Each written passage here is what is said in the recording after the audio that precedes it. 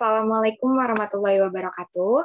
Selamat malam Transformers. Balik lagi sama aku Kirana di Transformine episode 36. Kali ini seperti biasa aku nggak akan sendiri. Aku sudah Transformi lagi-lagi sudah menghadirkan salah satu narasumber yang super duper pengalamannya hebat deh gitu. Bisa kita acungi jempol lah begitu. Nah, sebelum kita ke perkenalan sama narasumber kita, aku mau nanya dulu nih, gimana kabarnya Transformer? Semoga dalam keadaan baik-baik aja ya. Malam ini kita bersama dengan Kak Fajar, di mana kita akan membahas tentang gimana kisahnya Kak Fajar, di mana beliau tuh sempat bisa dibilang dianggap sebelah mata sebelah mata, tapi beliau tidak putus asa hingga akhirnya bisa mengharumkan nama Indonesia di negara lain begitu. Oke, tanpa basa-basi kita udah sama Kak Fajar nih. Boleh Kak Fajar, selamat malam Kak. Halo malam, salam kenal. Iya Kak, akhirnya bisa talk in a person ya Kak. Iya. Gimana Kak Fajar kabarnya?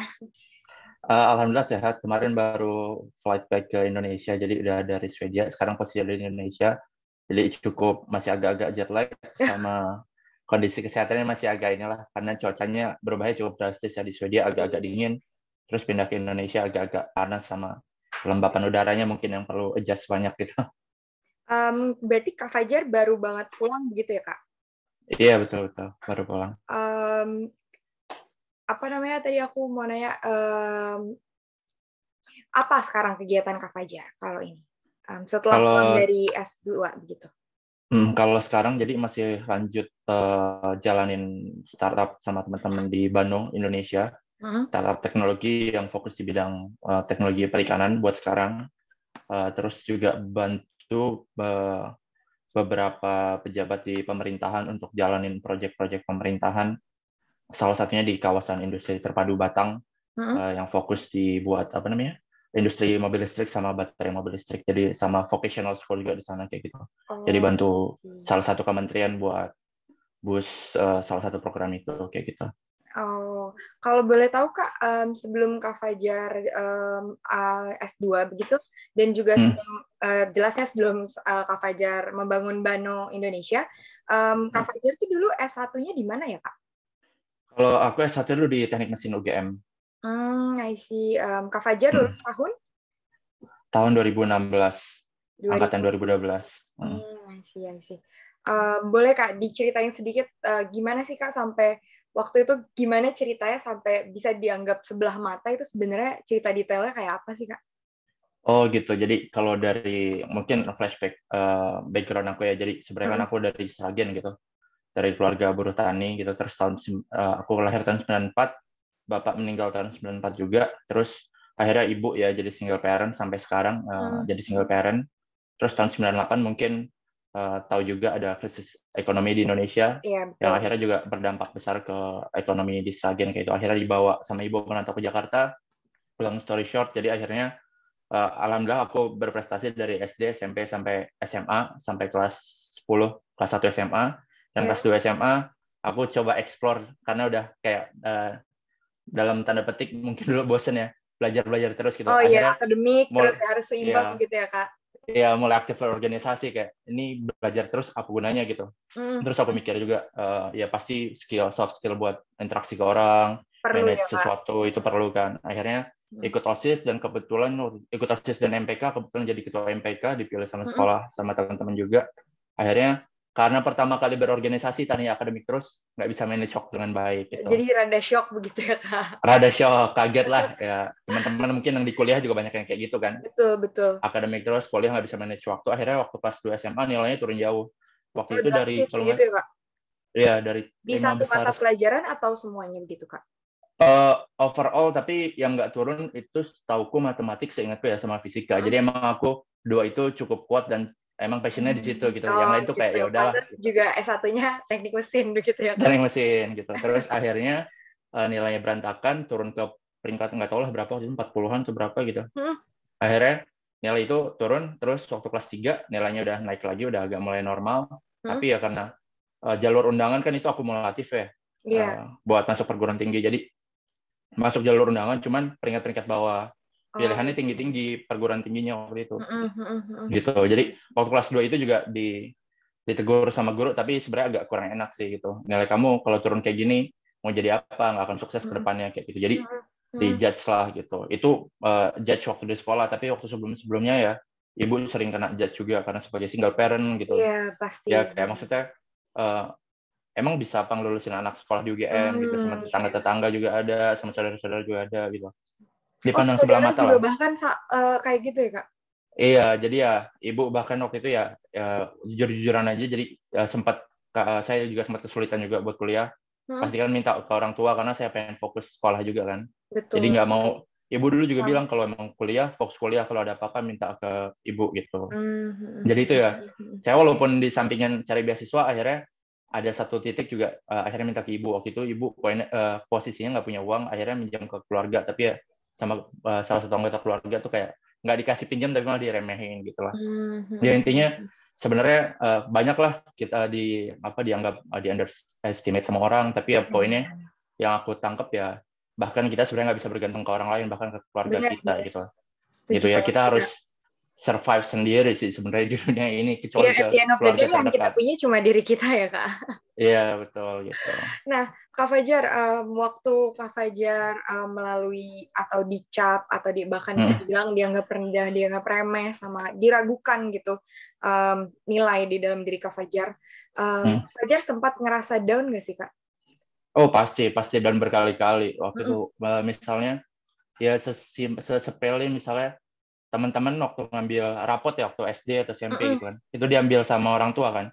Orang tuanya kan biasanya ngambil 2 lengkap gitu, bapak ibu gitu. Terus ini yang ngambil bahkan bukan ibuku tapi kakakku, karena ibu ya sibuk kerja segala macam gitu. Dan beberapa kali hal-hal sepele itu bikin aku down juga, atau kadang-kadang dianggap remeh sama beberapa orang, itu bikin down juga. Cuman aku bersyukurnya punya orang tua tuh yang selalu suportif, punya ibu yang selalu suportif gitu. Jadi intinya jangan dengerin apa kata orang lain, ya udah percaya aja sama apa yang kita perjuangkan kayak gitu sih. Jadi ya pasti down, cuman sebenarnya emang kita butuh 1 orang atau 2 orang yang jadi support system kita, dan kita nggak perlu banyak orang sebenarnya, cuman 1 orang atau 2 orang yang setiap kita datang ke dia atau setiap kita punya masalah kita konsul ke dia tuh selesai gitu. Dan kebetulan itu posisi ada di ibu aku. Ibu, oh ya, jadi in this case Kak Fajar itu menjadikan ibu itu sebagai teman untuk berdiskusi juga begitu ya? Iya betul. Jadi mungkin itu juga ya poinnya. Iya, aku sama ibu tuh posisinya sebenarnya kayak bukan ibu sama anak sih. Jadi apapun aku cerita. Jadi misalnya hal sepele waktu ya masa-masa remaja suka sama perempuan atau kayak gitu ya pasti cerita gitu. Dan jadi seterbuka ya itu ya, Kak? Ya seterbuka itu, dan ibu sebenarnya ngelarang aku pacaran, dan aku nggak pernah pacaran juga sampai akhirnya nikah sama istri sekarang gitu. Jadi ya terbuka sama ibu ya, kalau dari itu ya intinya semuanya terbuka sih sama ibu kayak gitu. Berarti kan Kak Fajar lulus dari UGM itu tahun 2016 ya, Kak? Betul, Setelah 2016. itu Kak Fajar langsung jadi scholarship hunter, langsung berburu beasiswa, atau sempat bekerja dulu, Kak?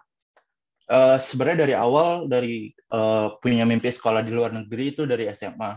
Kalau aku ingat-ingat sih dari SMA. Jadi ya kemarin pas sempat pulang ke rumah juga ibu bilang ya sekarang salah satu mimpinya udah tercapai, sekolah luar negeri. Dulu kan waktu SMA pengen kayak gitu. Terus aku baru ingat, oh iya dari SMA gitu. Ternyata. Tapi waktu aku seriusin itu tahun kedua atau ketiga waktu kuliah gitu. Jadi waktu itu baru aku sadar kayaknya nih aku masih haus akan ilmu-ilmu teknik mesin atau teknologi waktu itu. Masih mau tahu begitu ya, Kak?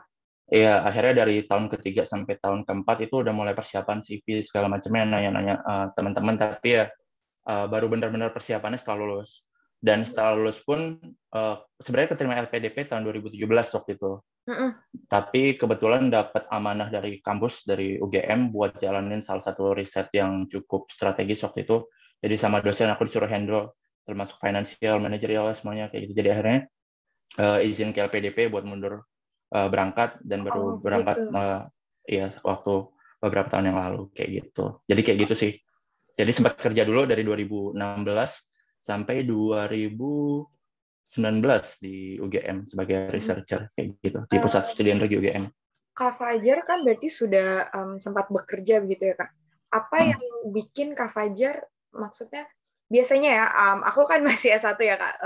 Pas aku Mm-mm. tuh berpikiran ketika nanti aku lulus, aku kayaknya mau nyemplung dulu di dunia kerja gitu. Nah, apa yang pas ketika Kak Fajar sudah nyemplung di dunia pekerjaan, tapi tetap ingin um, melanjutkan studi begitu Kak. Padahal kan biasanya orang tanda kutip sudah terbuai sama kebebasan, uang, Mm, ya ya. itu gimana Kak? Mungkin sebenarnya dunia kerja juga nggak jauh-jauh dari dunia ilmu pengetahuan ya, apalagi Mm-mm. zaman sekarang gitu teknologi bergerak cepat banget.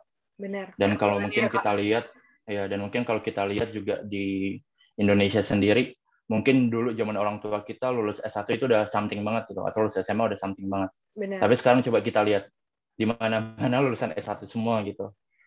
Dan ya banyak lulusan S1 yang eksepsional juga, dan aku Mhm. mikir kalau aku nggak punya poin lebih dalam dalam tanda petik gelar gitu, dalam hal gelar aja ya itu aku nggak bisa stand out atau nggak bisa lebih dari teman-teman yang lain.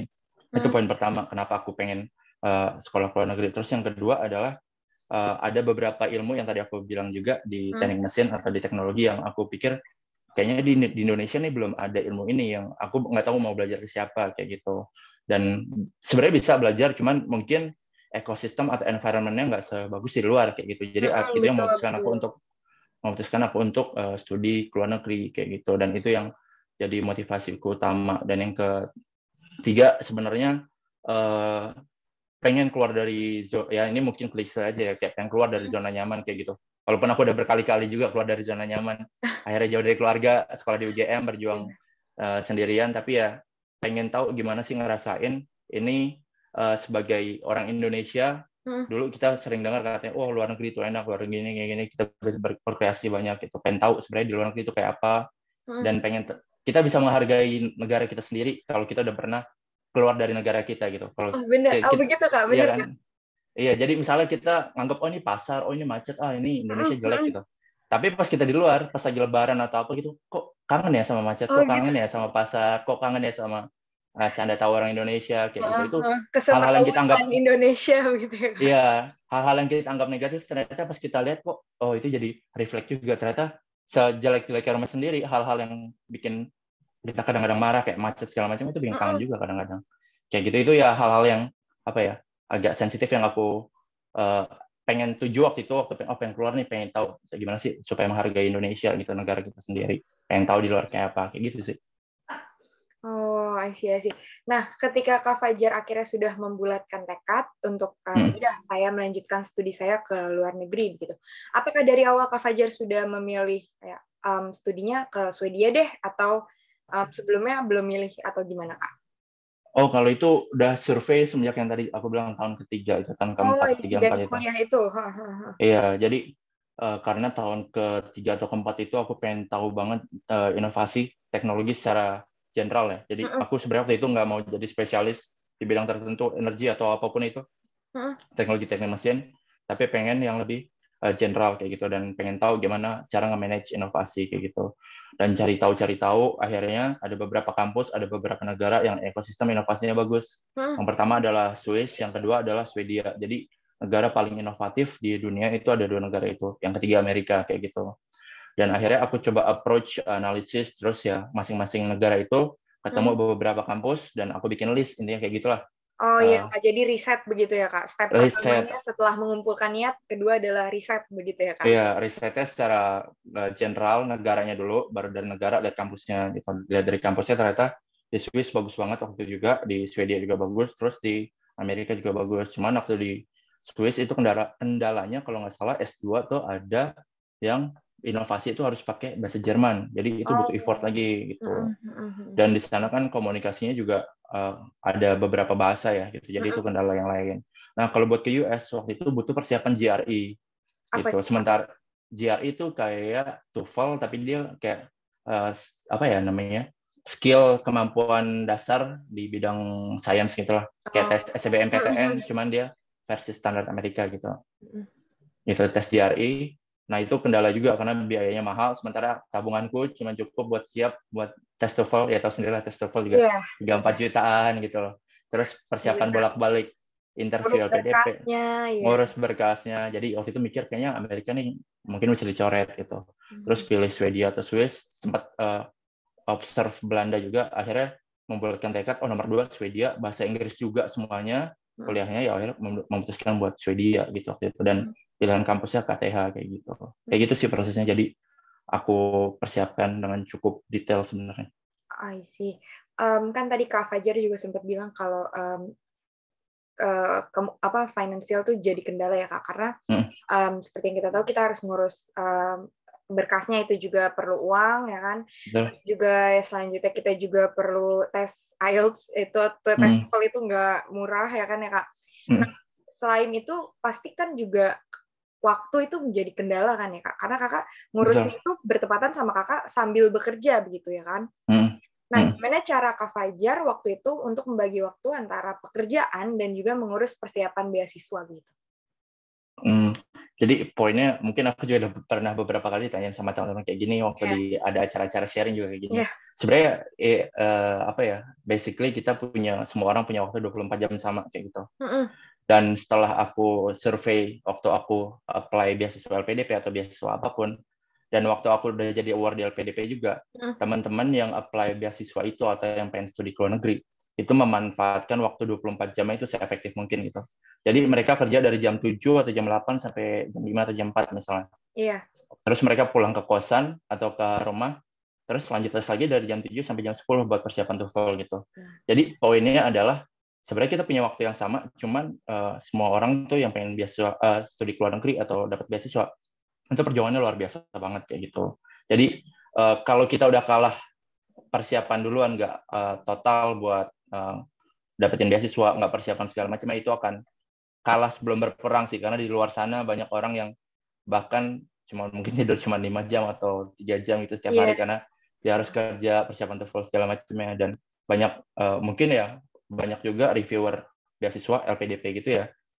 Sebenarnya tanpa melihat CV-nya mungkin kelihatan mana orang yang benar-benar niat dengan berbagai macam effortnya secara waktu lihat orangnya kayak gitu. Jadi poinnya adalah gimana cara manage waktu. Aku nggak bisa ngasih tahu caranya gimana karena setiap orang beda-beda jam kerjanya, tipikal kerja juga beda-beda. Ada yang bisa baru belajar malam, ada yang bisa baru belajar pagi kayak dan gitu. Dan tanggung jawabnya juga beda-beda ya Kak di setiap Betul, tanggung jawab pekerjaannya beda-beda. Mungkin yang aku bisa kasih motivasi ke teman-teman adalah di luar sana tuh banyak orang yang pengen studi ke luar negeri, banyak orang yang berusaha dapat beasiswa, dan mereka itu benar-benar mati-matian gitu. Jadi sebisa mungkin manage waktu sebaik mungkin, dan kalau bisa ya total, kalau udah persiapan beasiswa, fokus dibikin 6 bulan, dibikin benar-benar jadwalnya, jadi semuanya rencana dengan baik kayak gitu. Jadi nggak setengah-setengah gitu ya Kak? Betul. Karena seperti yang kita tahu kan kalau udah kerja kayak gitu, waktu sayang, uang juga sayang, jadi jangan setengah-setengah daripada sia-sia begitu ya Kak? Iya, betul. Dan tadi Kak Fajar sempat mention kalau Kak Fajar berarti nggak cuma nyoba beasiswa LPDP begitu ya Kak?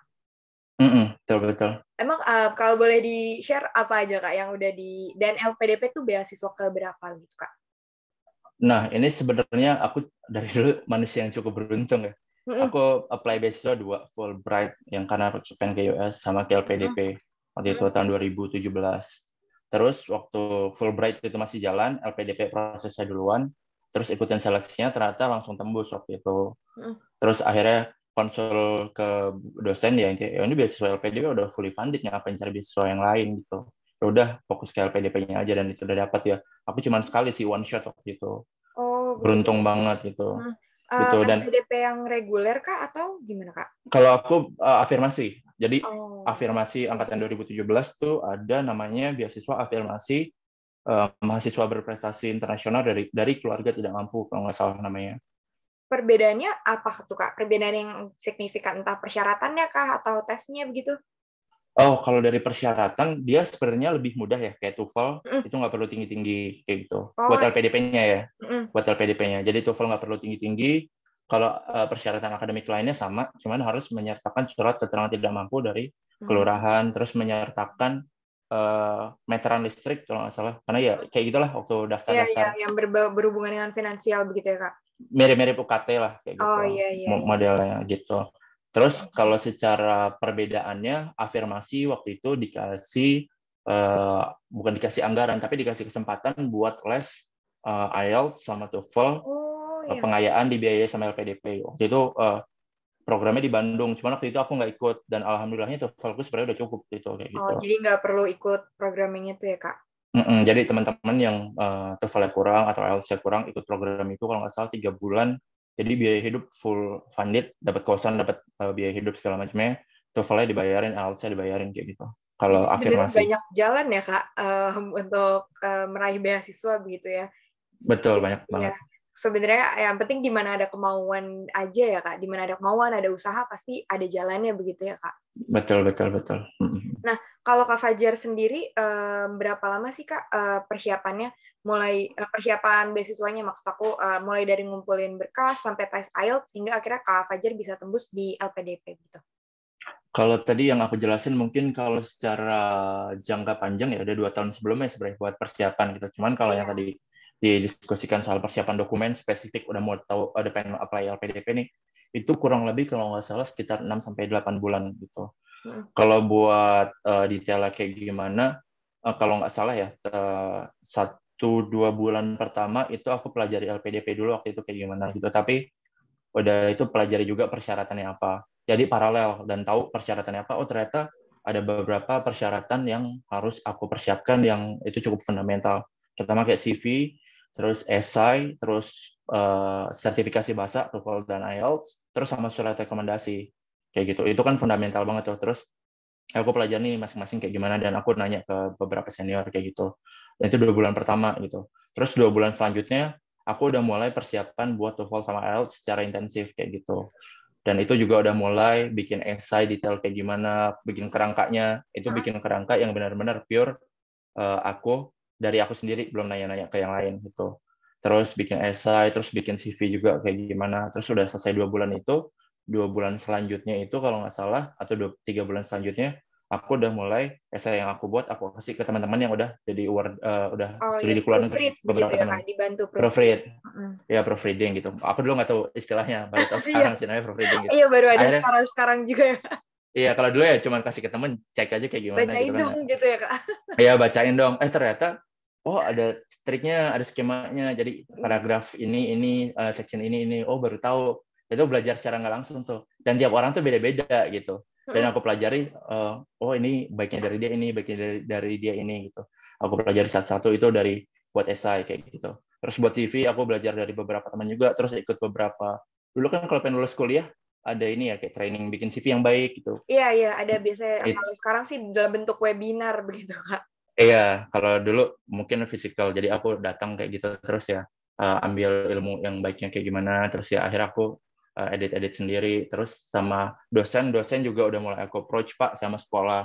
Nah kebetulan dosenku semuanya sportif gitu, dapat rekomendasi dari dosen, dan waktu itu udah mulai ikut kompetisi internasional juga, dan beruntungnya aku ikut kompetisi internasional, dan jurinya itu Menteri Teknologi Asia Tenggara kayak gitu. Jurinya itu dan kebetulan mewakili Indonesia dan kebetulan aku sama teman-teman menang waktu itu mewakili Indonesia kayak gitu. Dan di situ karena ada waktu itu diwakili sama Pak Sekjen, Pak Prof Ainun Naim, akhirnya diundang makan malam. Waktu itu di Kamboja kompetisinya. Diundang makan malam terus ditanyain, next mau gimana Mas gitu. Oh mau lanjut sekolah Pak gitu. Butuh surat rekomendasi dari saya nggak?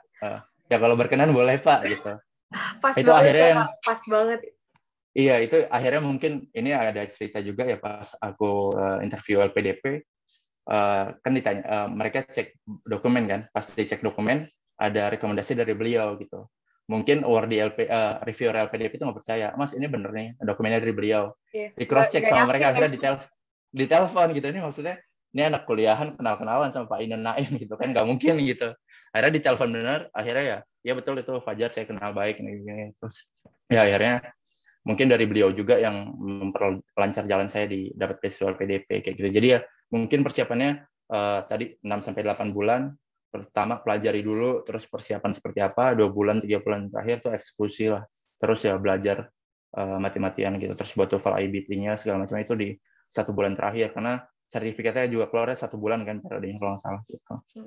Berarti Jadi kalau bisa kita bilang untuk supaya lebih matang lagi, kurang lebih 1 tahun sebelum apply beasiswa udah research begitu ya Kak, udah siap-siap, udah Betul. cari-cari requirement yang dibutuhkan apa aja begitu ya Kak? Nah, itu mungkin ini juga sih, apa dulu kesalahan aku juga, Mm-mm. 6-8 bulan tuh menurutku periodenya terlalu singkat ya, karena Oh iya. ternyata sambil kerja, sambil jalin project riset segala macam itu cukup menguras waktu, dan kadang-kadang kayak hilang semangat. Pasti kan di tengah jalan aku juga nggak mungkin lancar gitu aja, hilang semangat tengah jalan tuh, banyak waktu ininya lah. Tapi kalau aku pikir tadi bener, setahun itu cukup ideal lah buat persiapan gitu, sambil lihat kesempatan beasiswa lain juga, in case kalau di LPDP gagal atau di AAS gagal atau Fulbright gagal, itu punya plan Jadi B lah. have backup plan begitu ya Kak? Iya, kalau aku kan case-nya ya karena beruntung aja sih dapat LPDP langsung. Kalau enggak kan sebenarnya itu planning yang cukup buruk sebenarnya kayak gitu. Nah, berarti waktu Kak Fajar tes, itu ada interview juga ya Kak? Sama kayak beasiswa lainnya gitu ya? LPDP reguler. Sama, iya sama kayak misalnya ini. Nah, aku tuh sering dengar gitu loh Kak, sebenarnya mitos atau fakta sih Kak, kalau tahap interview LPDP tuh sangat sulit dilewati dibandingkan essay-nya itu loh, seleksi berkas gitu. Kalau seleksi berkas sebenarnya relatif, aku nggak bisa bilang mudah juga ya. Cuman karena berkas kan udah jelas nih, kalau IPK 3,25 lolos gitu. Atau misalnya ada jelas atau IBD-nya misalnya syaratnya 80 terus dapetnya 81 pasti lolos. Jadi kalau kita udah itu kan kita tahu standarnya apa ya. Betul. Kalau interview kan kita nggak tahu gitu. Kalau yang kemarin ini juga yang tes apa akademik ya, kalau nggak salah yang pengayaan apa lah gitu, itu kan susah juga Tes karena baku kita nggak. skolastik kalau nggak salah ada. Nah kayak gitu kan, itu kan susah juga karena kita nggak tahu standarnya gitu. Jadi emang relatif lebih susah gitu dibanding tes yang administratif tadi. Nah kalau ditanya interview LPDP susah atau enggak, itu sebenarnya cukup challenging emang interviewnya, karena dia ada ini, nggak tahu sekarang ya, cuman kalau aku dulu ada 3 asesor atau 3 interviewer. Yang pertama experts itu di bidang, misalnya aku orang teknik di bidang engineering gitu Oh dia. iya, isi. Terus satu lagi psikolog, satu lagi orang LPDP kalau nggak salah gitu. Karena aku waktu itu cukup observe, lihat ininya, jadi ya cukup, alhamdulillah waktu itu cukup tenang, jadi bisa memperhatikan ini tipe, karena pernah tahu juga teman-teman psikolog kayak gimana. Terus yang apa namanya expert saya itu kebetulan aku kenal sama beliau, Profesor Suyitno dari teknik mesin UNS, jadi udah pernah kenal lah gitu. Satu lagi orang LPDP gitu, karena kelihatan dari kalau nggak salah pakai seragam atau apalah gitu waktu itu. Jadi ya pertanyaannya sebenarnya kalau yang dari Prof Suyitno itu teknik mesin UNS itu pertanyaannya karena sama-sama teknik mesin, dan waktu itu pertanyaannya cukup aku pahami, jadi nggak terlalu sulit. Paling ya jadi sekedar bahan diskusi aja, planning riset mau kayak gimana kayak gitu. Nah itu yang agak sulit waktu itu dari pertanyaan dari LPDP sama psikolog, karena itu pertanyaannya seputar misalnya kamu misalnya di luar negeri gimana, akan culture shock atau enggak gitu. Karena di sana ya kehidupan barat dengan ya mungkin dalam tanda petik misalnya ya, aku lupa bertanya detailnya, tapi misalnya dengan pergaulan bebasnya atau apa-apanya gitu. Itu pertanyaan-pertanyaan yang sebenarnya kita perlu jawab dengan cukup bijak kayak gitu. Terus yang LPDP juga nanyain, kamu setelah studi mau ngapain? Kan banyak nih, Wardi udah tahu sendiri kan, banyak yang lanjut sekolah atau kerja di luar gitu, Iya, betul. diam-diam gitu. Banyak yang Itu nggak kembali ke Indonesia begitu ya, Pak? iya, itu kamu mau kayak gimana ya, pertanyaan-pertanyaan kayak gitu sih sebenarnya yang cukup challenging, dan butuh apa ya, kalau mungkin ini aku nggak bermaksud mendiskreditkan tempat les buat interview atau apapun itu ya, tapi kan mungkin tahu ya banyak tempat-tempat ya kayak buat latihan interview segala macamnya gitu. Saranku sih sebenarnya jangan terlalu berpatokan sama tempat les buat interview atau seleksi beasiswa kayak gitu, karena itu terlalu template sebenarnya kayak gitu. Jadi aku setiap ada teman yang konsul pun aku nggak pernah ngasih template pertanyaan, tapi aku nanyain benar-benar poin-poinnya apa, dan pertanyaannya itu kayak gimana, dan aku ngasih push ke dia lah, ke misalnya lagi latihan interview kayak gitu. Jadi sebenarnya jangan terlalu ngikutin template atau latihan interview. Jadi poinku adalah kalau buat interview be yourself aja, jadi diri sendiri aja gitu. Kayak aku contohnya waktu ditanya interview, aku bilang ya saya Pak dari keluarga kurang mampu, datang ke sini juga dengan segala perjuangan, saya persiapan buat LPDP ini 8 bulan, nggak main-main gitu. Saya juga ngabisin waktu kayak gini gitu. Dan dia waktu ditanyain, culture shock nggak nanti kalau studi di luar. Ya alhamdulillah sejauh ini saya udah kecimpung di dunia riset dan itu banyak orang-orang barat juga. Dan pernah jadi koordinator acara di kampus juga, Jadi ikut udah terbiasa banyak. jadi gitu ya, Kak? Udah terbiasa lah. Intinya di Indonesia juga saya udah pernah kemana-mana juga bikin proyek sosial, dan nggak usah ngomongin luar negeri, di Indonesia aja culture-nya beda-beda, Pak. Jadi ya saya sejauh ini alhamdulillah udah bisa cukup adaptif lah di lingkungan seperti apapun, dan sejauh ini juga secara kesiapan moral dan segala macamnya saya siap, nggak pernah ikut kegiatan yang aneh-aneh lah gitu. Gitu kayak gitu sih mungkin. Ketika interview tuh pakai bahasa Indonesia begitu ya, Kak, kalau LPDP? Jadi sebenarnya kadang-kadang ya, ini dengar-dengar dari teman lain juga sih, ada yang mulai interviewer LPDP itu mulai dengan bahasa Inggris kayak gitu. Dan ya kita harus siap buat ngejelasin diri sendiri dengan atau ngejawab pertanyaan itu dengan bahasa Inggris. Baik Tapi lagi ya harus kan, backup ya. iya, tapi in the end ya karena kita apa bahasa ibunya bahasa Indonesia, sebenarnya Iya. interviewernya juga kelelahan sendiri. Akhirnya mereka tanya pakai bahasa Indonesia juga gitu. Ujung-ujungnya pakai bahasa Indonesia juga ya, Kak. Iya, apalagi kalau kita udah menjejali mereka dengan jawaban-jawaban yang cukup berat buat data-data, misalnya ditanya riset klinik kayak apa, kita ngomongin nanoteknologi bla bla bla, mereka nggak ngerti kan. Jelasin bahasa Indonesia aja Mas, kayak gitu biasanya. Oke, Kayak gitu. Transformers sebelum kita lanjut, aku mau bilang sama Transformers kalau memang nanti ada pertanyaan, bisa langsung gunakan fitur raise hand supaya bisa open mic, atau bisa taruh di kolom komentar begitu, kolom chat, biar nanti aku bacain ke Kak Fajar gitu. Nah, tadi kan Kak Fajar sempat mention ya, Kak, kalau interview tuh sebenarnya be yourself gitu. Selain itu ada cara lain nggak dari Kak Fajar untuk bisa dibilang waktu itu menaklukkan para interviewer gitu? Ya yang jelas mereka kan akan lihat esai kita kayak gimana gitu, planning kita kayak gimana, dan kita harus nulis esai itu jangan cuman sekedar tadi ya mungkin ada format atau template khusus dari teman-teman kita yang udah pernah dapat beasiswa gitu. Cuman mungkin kita nggak sekedar nulis aja, cuman kita benar-benar pahami resapi tujuan kita tuh buat sekolah tuh apa kayak gitu. Kan ada juga yang goalsnya cuman aku pengen keluar negeri supaya nanti bisa posting, supaya bisa jadi influencer. Ada begitu, Kak? Banyak case-nya ya, setelah aku keluar juga ya lihat ada yang emang dia pengen jalan-jalan kayak gitu, ada juga emang yang gitu. diincar itu ya, Kak? Iya, maksudnya kayak gini, saat kita ngelakuin sesuatu itu harus benar-benar total ya pakai hati gitu. Saat kita udah ngelakuin itu tujuannya niatnya benar, terus ya tujuannya bagus, saat kita bikin esai bagus, waktu ditanya tuh kita nggak usah ngafal itu esai, tapi ya itu udah ada di dalam kepala kita gitu. Jadi waktu ditanya ya, kenapa pengen lanjut di Swedia? Karena ya tadi aku jelasin masalah inovasinya nomor 2 di dunia, kampus kayak gini gitu. Kenapa nggak di Indonesia aja, Mas? Mungkin ini Pak, kalau Bapak lihat ya major itu nggak ada di Indonesia, sesimpel itu pertanyaannya dan to the point kayak gitu. Terus kenapa apply beasiswa LPDP? Waktu itu aku jawab, jujur Pak, kalau secara finansial ya saya to the point aja, LPDP kan fully funded dan dari negara juga, itu pasti akan secure kayak gitu, dan saya tahu di LPDP ada alumni Garuda, alumni Mata Garuda, di mana saya bisa berjejaring dengan wordy LPDP yang menurut saya itu saya udah lihat beberapa wordy yang luar biasa kayak gitu. Saya bisa connect dengan mereka di acara Mata Garuda atau acara apapun di LPDP kayak gitu. Dan setelah pulang dari luar negeri, saya juga mau pulang ke Indonesia, nggak mau stay di luar kayak gitu. Jadi ya lewat LPDP ini kurang lebih mewakili semua kebutuhan saya untuk sekolah di luar negeri, dan semua kebutuhan saya mungkin nanti setelah pulang ke Indonesia saya bisa berjejaring dengan siapa aja. Ya pertanyaan-pertanyaan kayak gitulah yang kurang lebih. Kalau kita tahu siapa yang ngasih funding, esai kita seperti apa, tujuannya apa Mas? Misalnya saya mau karena tadi saya dari keluarga buruh petani miskin Pak, saya juga tahu gimana susahnya jadi orang kecil di Indonesia, dan saya beruntung aja Pak jadi kesempatan buat studi di S1 UGM, dapat pendidikan yang lebih baik. Mungkin saya bukan pintar tapi beruntung aja, dan saya mau keberuntungan saya itu saya kembalikan ke masyarakat dengan ilmu yang saya dapat, kayak gitulah intinya.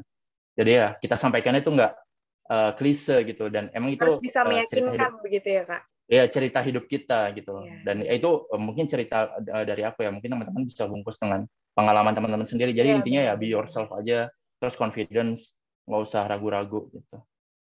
Nah, tadi Kak Fajar sempat bilang kan interviewer sempat tanya nanti gimana kalau misalkan menghadapi kalau ada culture shock, kalau culture shock gimana cara menghadapinya segala macam.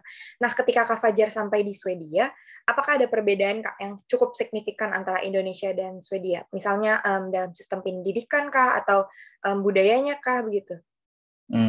Kalau sistem pendidikan yang pertama pasti benar-benar beda ya karena Oh iya. mereka negara maju. Jadi ya di sana kuliah S1 S2 dibiayai negara jadi gratis gitu dan mereka pun bisa mengajukan loan ke negara atau pinjaman gitu. Jadi sekolah tuh benar-benar aksesibel Diutamakan lah di begitu sana. ya Kak? Iya, dan di sana kalau lulus S1 dan S2 itu bukan sesuatu yang wah gitu. Mungkin No, I kalau see. kalau di US atau di UK atau di Australia itu ada kayak toga-toga segala macam. Di Iya, iya Swedia tuh betul. wisuda tuh bukan sesuatu yang diwajibkan gitu. Jadi ya boleh Oh, I nggak see. wisuda, yang penting udah dapet ijazah kayak gitu. Um, Karena di sana ya pendidikan semudah itu kayak gitu. hmm. Ya tadi Jadi mungkin rata kaitannya begitu ya Kak pendidikannya?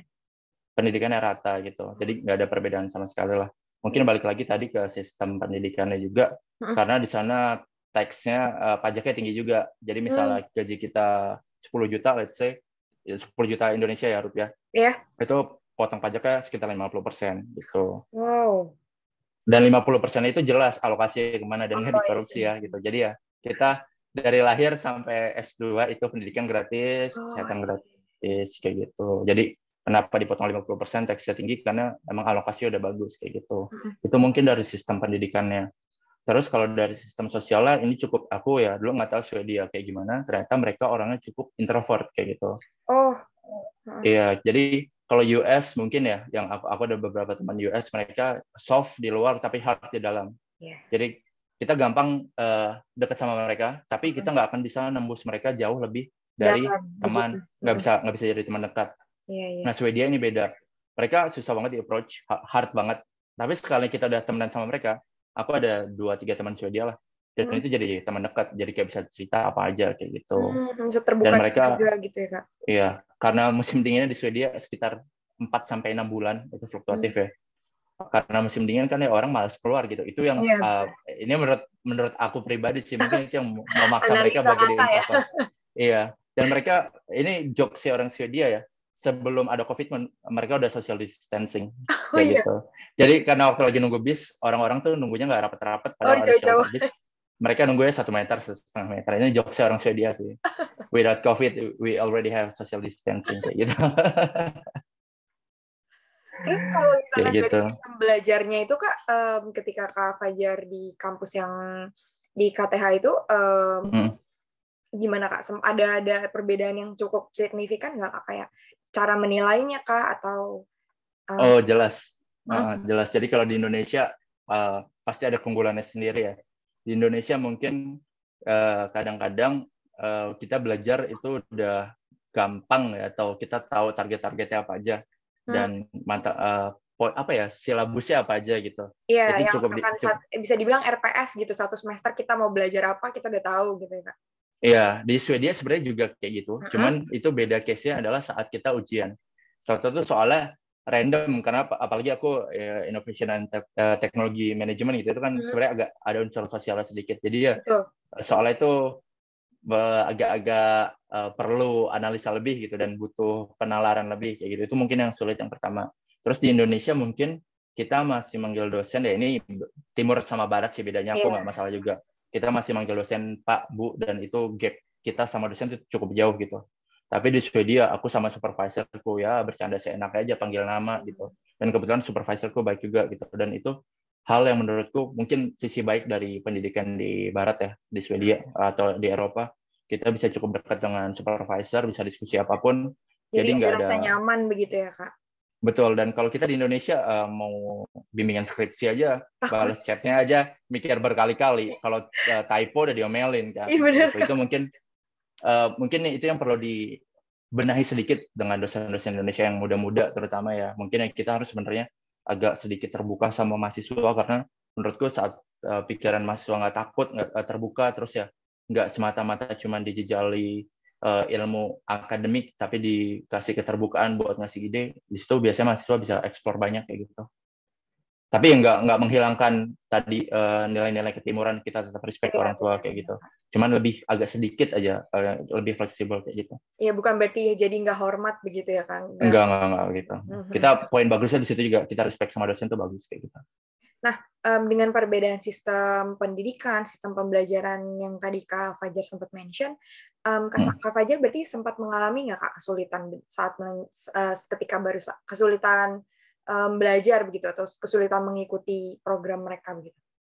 Oh jelas, waktu itu kan ya namanya kita ngeliat influencer Instagram kan waktu naik-naiknya kan 2019 gitu kan. Terus kayak teman-teman yang kuliah di luar negeri kok jalan-jalan, oh nanti kayak gitu gitu.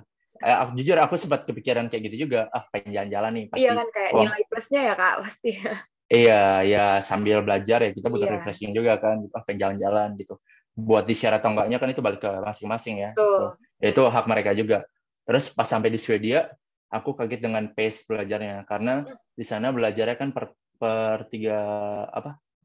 quarter. Jadi satu semester tuh ada 2 quarter dan itu pace-nya Oh. cukup cepat gitu. Jadi satu mata kuliah itu cuma 3 bulan gitu. Dan itu ternyata cepet banget, agak kaget juga. Dan pas lagi belajar tuh kayak teman-teman yang orang Swedia udah biasa aja gitu, udah ya biasa, mereka biasa kayak gini. Cuman aku cukup kaget sih waktu itu kayak gitu. Butuh berapa lama Kak hingga akhirnya Kak Fajar terbiasa? Sebenarnya sampai akhir pun belum terbiasa juga karena itu apa ya, udah biasa kita di Indonesia sistemnya semester dan satu mata kuliah buat satu semester walaupun dibagi-bagi ya, dan pace dosen di Indonesia kan sebenarnya nggak begitu, setelah aku bandingkan dengan negara lain sebenarnya nggak begitu cepat ya secara umum, mungkin ada juga yang cepat kayak gitu. Di Swedia itu cepat banget, satu semester ada 2 quarter, satu quarter satu mata kuliah, satu quarter tuh ada beberapa mata kuliah, jadi kayak kok secepat ini ya, terus ujiannya juga susah gitu. Nggak mungkin di Indonesia misalnya ada pertanyaan-pertanyaan yang kita anggap out of the box, ternyata di luar negeri pas belajar tuh diajarinnya apa, ternyata itu cuma sebagai apa ya, dia ngasih framework berpikir aja, cuman framework berpikir itu gimana kalau diaplikasikan ke pertanyaan lain atau case industri lain gitu. Jadi misalnya aku ditanya soal dikasih tahu soal case industry di perusahaan penerbangan misalnya, inovasinya apa aja, dan ini ada theoretical framework-nya kayak gini gitu secara buat inovasi, tapi ternyata pas lagi ditanya tuh dibuat di industri Ujian. tambang gitu. Oh. Jadi ya itu butuh muter otak, oh di industri tambang nih case-nya kayak gini gitu. Jadi ya ini beda sama case yang penerbangan tadi, tapi bisa nggak theoretical framework itu dipakai di sini kayak gitu. Itu yang butuh butuh apa ya, penalaran lebih sih. Dan ujiannya pun kalau di Indonesia mungkin 2-3 jam ya, Iya, kalau nggak salah 2-3 jam, mungkin 2 jam kadang-kadang, 2 jam yang sih cepat Kak. kan. Paling lama sepertinya di sini tuh 2 jam. Satu paling cepat 1 jam, paling lama 2 jam. Ya di Swedia ada beberapa mata kuliah yang mulai ujiannya jam 8, selesainya jam 1. Jadi kita Wow. ujian emang udah bakal bawa minuman, udah bakal bawa Oh, makan jadi siang benar-benar gitu. di dalam situ.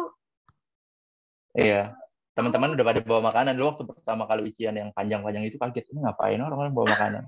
Terus baru mikir, oh iya ya, akhirnya mampir dulu keluar cari makanan gitu. 5 jam ya, nanti nggak boleh keluar gitu. oh Akhirnya beli panjang makan aja. banget Kak. Iya, jadi kayak gitu.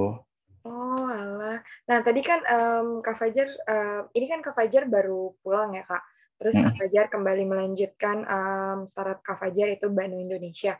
Nah, mm, kan startupnya Kak Fajar itu kan fokusnya pada peningkatan kesejahteraan para petani ikan dengan inovasi teknologi, Kak. Kalau boleh mm. diceritakan lebih lanjut, Kak, apa sih Kak yang menjadi dasar atau motivasi Kak Fajar ketika membangun Bano Indonesia sendiri? Ya, jadi mungkin ya tadi aku udah cerita karena latar belakangku ya dari keluarga buruh tani juga gitu. Jadi kurang lebih udah pernah ngerasain lah dari kecil, susahnya jadi orang kecil tuh kayak gimana gitu, jadi masyarakat miskin tuh kayak gimana. Dan waktu kuliah, waktu SMA pun, karena tadi ya jagonya matematika sama fisika, pengennya di teknik mesin, terus ya pengen bikin lah mimpi-mimpi anak SMA sama anak kuliahan ya, pengen bikin teknologi lah gitu yang kurang lebih bisa bantu rakyat kecil gitu. Dan alhamdulillahnya waktu itu ikut beberapa organisasi atau grup riset di kampus. Pertama aku waktu itu ikut tim mobil listrik di UGM, dan kebetulan jadi ketua tim mobil listrik juga, tim Arjuna UGM namanya. Itu sebenarnya aku sama teman-teman yang bikin tahun 2012 gitu. Tapi waktu itu mikir, kayaknya mobil listrik ini terlalu advance buat rakyat Indonesia, karena dulu mungkin kalau sekarang teman-teman baru tahu Elon Musk atau Tesla gitu, aku Ya, udah tahu Elon Musk sama Tesla dari tahun udah dari 2012 gitu. Jadi kayak sekarang, oh ya emang industri bagus gitu. Cuman ya Indonesia masih jauh lah sebenarnya buat ke arah sana gitu. Cuman pemerintah udah mulai mulai ke sana gitu. Dan aku pikir waktu itu Indonesia ini 200 juta, tapi penduduk yang masih menengah ke bawah kan masih banyak gitu. Jadi mungkin dengan keterbatasanku aku nggak terlalu pintar-pintar banget, ya aku nggak bisa menciptakan teknologi yang advance atau high-end banget. Dan di mana teknologi advance atau high-end banget itu biasanya buat industri besar gitu. Dan aku pikir gimana kalau caranya bisa nggak ya bikin teknologi yang simpel atau itu teknologi yang kira-kira bisa dipakai sama rakyat kecil. Dan nggak mungkin kan rakyat kecil pakai teknologi advance, itu nggak connect gitu. Aku bukan Pak Habibie yang bisa ciptain pesawat gitu. Dan itu belum pun mungkin Kak, belum. iya, dan itu pun industrinya besar. Aku waktu itu mimpinya kayak aku nggak bisa deh kayak gitu. Aku sadar diri lah. Mungkin akhirnya habis itu cari grup riset di kampus dan kebetulan join di grup risetnya Prof. Dendar Lianto. Akhirnya riset di microbubble generator itu gitu. Jadi itu kita bikin mungkin kalau pernah lihat gelembung di akuarium kan besar-besar ya. Itu langsung naik ke permukaan pecah gitu. Nah, kalau di teknik mesin dipelajari, kita emang kurang kerjaan sih mempelajari aliran di dalam air gelembung gitu. Dan saat ukuran bubble makin kecil, makin mikro, makin nano, dia akan makin lama stay di air. Dan waktu sampai ke permukaan dia nggak pecah gitu. Dan itu yang akhirnya menaikkan oksigen di dalam air gitu. Waktu itu dipakainya di limbah di TPST Piungan Jogja. Jadi ada limbah lindi. Limbah lindi itu apa ya? Limbah organik. Misalnya kita buang sampah apel atau sayur, dia kan lama-lama membusuk dan ngeluarin cairan kan. Dan cairannya itu akhirnya ditampung dan nggak bisa langsung dibuang ke lingkungan karena nanti akan mencemarkan lingkungan. Dan air limbah lindi itu akhirnya kita olah, biasanya pakai pengolahan kimia yang ada sekarang. Akhirnya kita kasih alat mikrobubble itu, tapi di dalam limbah lindinya itu kita kasih bakteri aerob. Nah, bakterinya itu adalah bakteri yang bisa mengurai zat-zat berbahaya atau zat-zat yang kiranya itu bisa berbahaya buat lingkungan. Terus bakteri itu karena dia bakteri aerob butuh oksigen, kita supply pakai mikrobubble gitu. Jadi bikin inovasi buat pengolahan limbah lah gitu. Terus ya singkat cerita akhirnya dari riset itu kita mikir buat penerapan di sektor lain. Waktu itu pengen dicoba di mikroalga. Jadi mikroalga adalah organisme kecil, dia sebenarnya kayak tanaman dan dia butuh oksigen yang jelas buat fotosintesis. Akhirnya kita pengen idenya dulu kita pengen supply si mikroalga itu pakai oksigen, pertumbuhannya bagus, mikroalga yang kita panen kita jadiin biofuel gitu. Cuman sama dosen dikat waktu itu, idenya terlalu muluk-muluk gitu. Cari yang simpel, coba di ikan gitu. Akhirnya kita nurut waktu itu. Nyoba di ikan, akhirnya riset ya ternyata hasilnya bagus gitu. Terus mikir, oh ini nggak sengaja ternyata cukup inline sama mimpiku dulu, bantu pembudidaya atau petani gitu lah. Walaupun ini petani ikan ya, pembudidaya ikan gitu. Akhirnya riset dari kampus berhasil, kita coba aplikasiin di daerah Sleman gitu. Akhirnya aku ke sana coba-coba kulik gimana problemnya apa aja sih gitu sama pembudidaya yang di daerah Sleman. Akhirnya dapat satu problem yang akhirnya cukup inline sama riset yang di kampus. Emang problemnya ada di kualitas air gitu. Akhirnya Pak mau nggak kerja sama UGM gini, Bapak nyediain kolam, Bapak nyediain ya Bapak bisnis as usual lah berbudidaya ikan. Kita tambahin satu teknologi Pak gitu. Kalau perlu, ini kan pasti ada konsumsi listrik ekstra kita yang bayarin gitu. Akhirnya kerjasama sama kelompok pembudidaya di Sleman Jogja itu, jalan riset akhirnya berhasil juga dan akhirnya kita bikin laporan buat riset, bikin paper juga dan akhirnya coba diikutin lomba yang akhirnya tadi menang lomba itu yang sama Prof. Ainun Naim itu. Gitu. Jadi ceritanya kayak gitu sih kurang lebih. Hingga akhirnya Kak Fajar bikin menjadi sebuah usaha begitu ya Kak? Iya, dan sebenarnya udah dulu dimulai sama 3 orang. Muhammad Nabil Satria Faradis, Mapresnya UGM. Satunya lagi tuh Untari Febrian Ramadhani. Nah, waktu itu habis lulus kan pasti orang punya prioritas masing-masing ya. Betul, Kak. Karena aku waktu itu yang terikat sama Pusat Studi Energi, Nabil waktu itu udah dapat beasiswa duluan, AAS sebenarnya. Akhirnya berangkat ke Australia, Untari lanjut kerja di Bursa Efek kayak gitu. Jadi sisa aku sendiri nih, sementara risetnya masih jalan dan proyeknya masih jalan. Akhirnya aku, dulu namanya Mino, Microbubble Technology gitu, dan akhirnya aku mikir, oh bisa nggak dieksplor, dari dulu emang sering ngotak-ngatik gitu sih, bisa nggak eksplor ke IoT gitu, bikin sensor yang dia detect kondisi kualitas air, tapi si sensor ini juga akhirnya jadi otaknya si alat mikrobubble, jadi saat kualitas air rendah, si alat ini ngasih komando si alat mikrobubble buat nyala, tapi pas kualitas air udah tinggi, dia ngasih komando buat mati. Jadi otomasi gitu lah, otomatis. Itu buat efisiensi listrik kayak gitu. Idenya ada, cuman nggak punya tim waktu itu. Akhirnya calling beberapa teman, punya nggak beberapa mahasiswa yang recommended, kira-kira bisa diajak gitu. Akhirnya punya beberapa nama, terus langsung ketemu di kayak apa namanya, warung kopi, apa sih sekarang istilahnya, coffee shop Coffee gitu shop, lah. coffee shop. Kalau dulu kita mungkin bilangnya warung kopi gitu lah di Jogja. Sekarang kan mungkin coffee shop gitu lah buat Coffee shop. istilah anak Sekarang kan muda. mungkin sekarang udah terpapar barat, Kak. Jadi sekarang Iya. kayak Kayak gitu, akhirnya ketemu mereka, diskusi, oh mereka cukup tertarik, akhirnya kita jalan riset itu, dan akhirnya itu cuma bertahan setahun karena teman-teman yang mahasiswa itu lulus habis itu kerja juga gitu. Terus akhirnya aku mikir, wah ini harus cari fundingnya cukup jelas atau ikut lomba. Waktu itu akhirnya ada lomba yang fundingnya cukup besar, targetnya itu, terus nyari beberapa teman yang cukup serius gitu. Dapat satu yang sekarang jadi CEO-nya Banu, Sally, akhirnya ketemu dia, terus ngobrol-ngobrol, kurang lebih apa ya, frekuensinya sama, passionnya sama gitu, pengen empower rakyat kecil lah, orang kecil kayak gitu. Terus lewat teknologi. Tapi Sally dari FEB gitu. Terus aku butuh orang yang kira-kira bisa IT dan teknologi kayak gitu. Akhirnya nyari beberapa teman yang bisa support aku. Terus ketemu kayak CTO-nya Banu sekarang, ketemu teman-teman yang di aquaculture juga gitu. Akhirnya itu yang sampai sekarang Banu bisa jalan sampai sekarang sih. Gitu. berarti sebelum sekarang Bano sebesar itu juga sempat menjadi kecil begitu ya, Kak? Sempat kecil Iya. hingga akhirnya menjadi besar gitu ya, Kak? Sekarang juga sebenarnya belum besar, cuman kita masih ya banyak lah ini tantangan buat startup hardware di Indonesia. Mungkin kalau buat fintech dan tanda petik gampang ya bikinnya, quote-unquote gampang bikin startup fintech di Indonesia, mungkin butuh Iya. orang IT aja gitu. Iya, Tapi sekarang ya startup fintech juga udah mulai kayak bubble burst gitu kan, udah banyak benar, yang Kak. collapse gitu. Nah, sebenarnya motivasi Bano adalah kita emang pengen solve sektor real kayak gitu sih. Jadi kenapa kita di aquaculture, perikanan, karena kita emang bener-bener pengen nge-solve masalah yang ada di masyarakat gitu. Nah, Gitu. balik lagi nih ke Kak Fajar. Sebelum kita kan udah lumayan lama nih ngobrol-ngobrol, hampir 1 jam gitu ya, Kak. Sebelum nanti aku minta closing statement dari Kak Fajar, aku mau tanya nih terakhir. Ada nggak sih, Kak, pengalaman yang sekiranya menurut Kak Fajar yang bikin Kak Fajar mikir, saya nggak akan ngerasain itu, saya nggak akan dapat pengalaman ini kalau kemarin saya nggak lanjut studi S2 ke luar negeri, ke Swedia. Oh, berarti pengalaman di Swedia nih berarti ya? Iya, ya. Either itu bikin Kak Fajar lebih mandiri kah, atau membuat Kak Fajar jadi seperti apa begitu? Ya mungkin apa ya?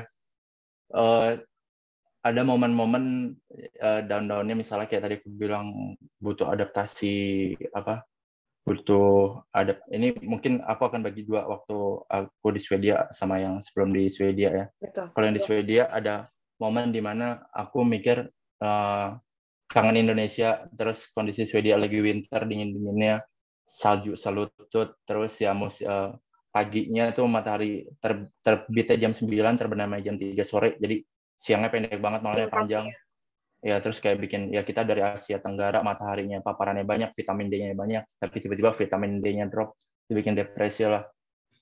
Ada di mana momen-momen yang aku benar-benar drop banget, tapi di momen-momen itu juga jadi aku reflect, apa ya, kita sebenarnya gampang aja, mungkin yang nggak gampang juga, kita apa ya, jangan sampai, nggak apa-apa tersesat di jalan, tapi jangan tersesat di tujuan gitu.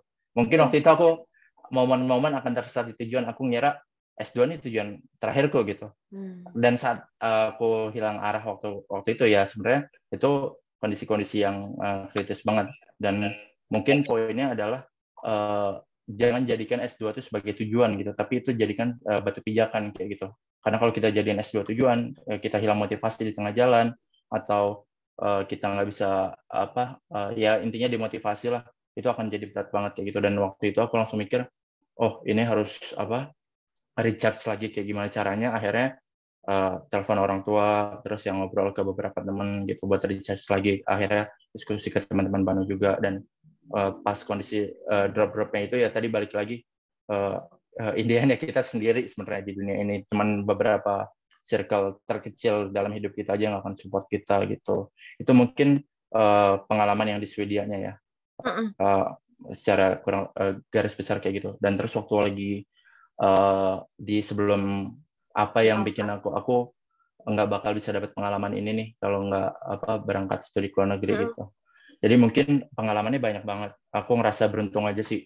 Aku selalu berada di lingkungan yang suportif kayak gitu. Jadi mungkin selama ini apa ya, Tuhan Allah Subhanahu Wa Taala gitu udah ngasih cukup ujian, aku banyak di underestimate orang, dan di momen-momen yang mungkin aku udah dulu sering banget di underestimate orang, waktu di S1 tuh ternyata banyak juga orang baik gitu. Dulu waktu itu mungkin sempat pikiran, oh ternyata manusia nih ya pada dasarnya manusia jahat semua gitu, karena kok sekejam ini dunia gitu, banyak banget orang yang underestimate gitu. Tapi waktu lagi kuliah, oh ternyata banyak banget nih orang-orang suportif gitu, bahkan ngasih bantuan kayak dosen-dosen ngasih bantuan finansial, misalnya udah dapat gaji waktu masih mahasiswa nih buat persiapan studi segala macamnya kayak gitu. Dan momen-momen kayak gitu sih. Terus waktu momen-momen wisuda juga apa ya, jadi kayak momen aku sama ibu tuh kayak nggak percaya gitu.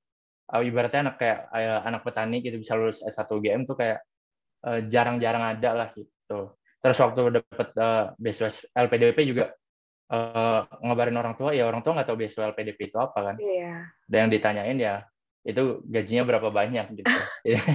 Karena mereka benar-benar nggak tahu, dan itu ya kayak gitulah kondisinya waktu itu. Jadi ya sebenarnya banyak momen, cuman momen-momen di mana saat aku lagi down-downnya ternyata banyak orang juga yang support kayak gitu. Itu sih ya menurutku. Berarti banyak ya Kak cerita-cerita yang nggak akan bisa Kak Fajar dapetin kalau kemarin nggak berangkat gitu ya Kak. Nggak Iya. jadi scholarship hunter, nggak jadi awardee, mungkin Kak Fajar nggak akan merasakan pengalaman-pengalaman tersebut ya Kak. Iya. Nah, terakhir nih Kak, apa closing statement untuk Transformers di luar sana yang mungkin sedang mengalami putus asa karena berada di posisi atau situasi yang sama dengan Kak Fajar waktu itu, atau bahkan sedang memperjuangkan beasiswanya begitu Kak? Boleh. Mungkin buat closing statement ya, buat pesan untuk teman-teman Transformi, tetap semangat dan berjuang untuk mengenyam pendidikan tinggi, karena pada dasarnya ya semuanya kondisi apapun kita, misalnya kita kondisinya di bawah, semuanya itu bisa diubah dengan pendidikan sebenarnya kayak gitu. Aku nggak mungkin ada di posisi sekarang kalau ibu nggak membekali aku dengan pendidikan gitu. Jadi ya itu sih, kejar dan berjuang terus untuk mengenyam pendidikan tinggi. Yang kedua, mungkin selalu berdoa dan berusaha dan yakin dengan mimpi-mimpi kalian, jadi individu yang terbaik, dan jadi individu yang terbaik buat orang lain, terutama untuk kesejahteraan dan kemakmuran tumpah tanah darah Indonesia kayak gitu. Jadi karena kalau kita tujuannya untuk orang lain, pasti itu nafasnya akan panjang. Tapi kalau tujuannya untuk diri sendiri, pasti itu akan mudah kehilangan arah gitu. Karena kalau buat tujuan untuk orang lain, pasti banyak juga orang yang doain kita, banyak support juga saat kita lagi drop. Kayak gitu sih kurang lebih.